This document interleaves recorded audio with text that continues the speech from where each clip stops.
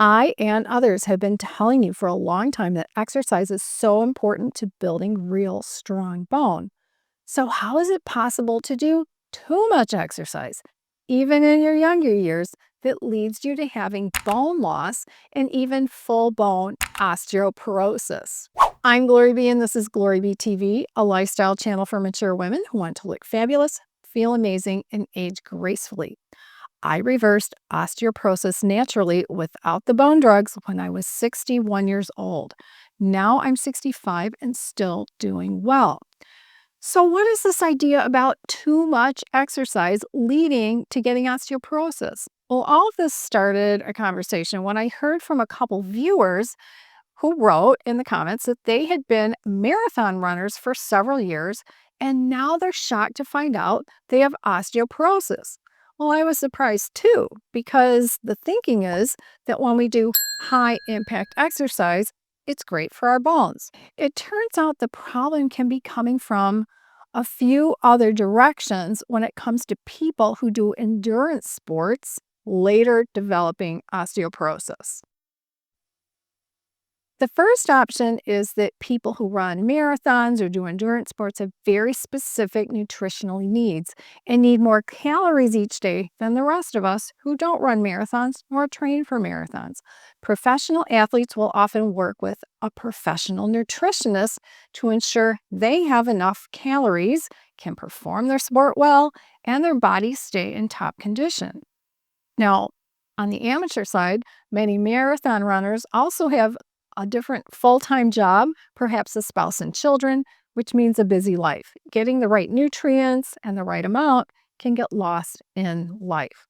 Excessive exercise, such as long-distance running, burns a huge amount of calories. If a runner doesn't eat enough to compensate, the body enters a low energy state, which can disrupt essential functions, including bone remodeling.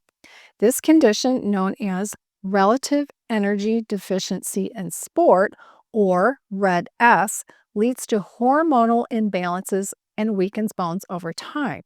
So, not having the right nutrients plus running marathons can lead to a gap, which opens the door for osteoporosis. A second option is that people in extreme sports might have hormonal imbalances. Overtraining can cause disruptions in hormone levels, particularly in women, leading to menstrual irregularities or amenorrhea, which is the absence of periods. Estrogen is crucial for maintaining bone density. Without it, bones become brittle and more prone to fractures. Many female runners don't realize that losing their period is a warning sign of possible underlying bone loss. A third option is chronic stress and raised levels of cortisol. Endurance training raises cortisol, the stress hormone. Chronically high cortisol levels can contribute to bone breakdown, reducing bone mineral density and increasing osteoporosis risk. A fourth option is not enough rest for recovery. Your bones need time to repair and strengthen after exercise. If there's no recovery period, micro damage accumulates, increasing fracture risk. A fifth option is doing high impact exercises, but not high resistance exercises. Now, running is a weight bearing exercise, which is generally good for bones, but it primarily stresses the lower limbs and doesn't build the kind of bone mass that resistance training does. Over time, without strength training, runners may lose bone density, especially in the spine and upper body. A sixth option is low body weight or nutrient deficiencies. Excessive exercise, such as in endurance sports, can lead to low body fat and insufficient nutrients like calcium and vitamin D, further weakening bones. Besides marathon runners who need to train all year, these issues are common in dancers and people with compulsive exercise habits.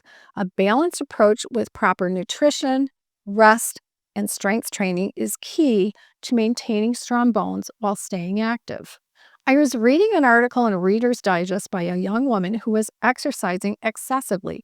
She got into running, then started doing marathons and added weight training to her regimen. Where her story picks up, she was also married and had 4 young children.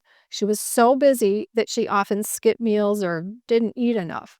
One day, she fainted at the gym while doing weights. When she got home, her husband finally confronted her as it had finally reached a crescendo.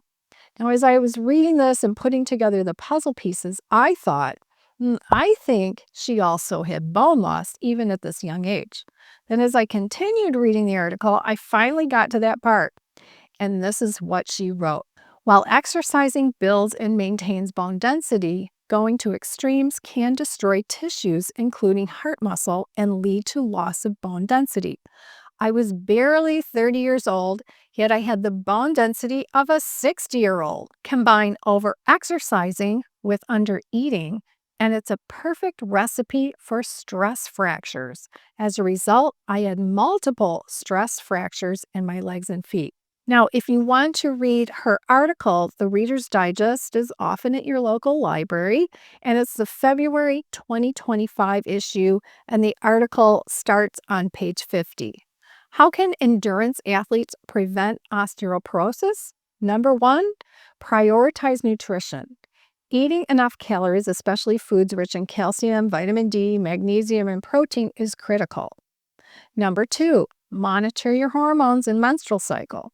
Regular periods are a sign of healthy estrogen levels. If periods stop or become regular, it's a red flag.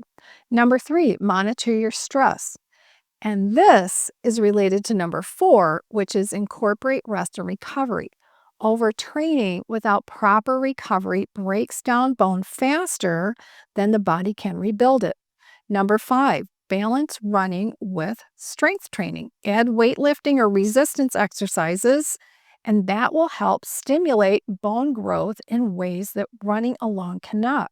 Number six, get a bone density scan occasionally. This can be a DEXA scan, or many women are switching to the REMS scan, REMS. Women who have run marathons for years should consider getting a bone density scan to check for early signs of osteoporosis. If you're an endurance athlete, such as a marathon runner, I'm going to suggest you find a nutritionist who works with athletes. Start with a large gym near your home. Someone there might know a nutritionist. Or ask coaches in your local area if they can refer you to anyone.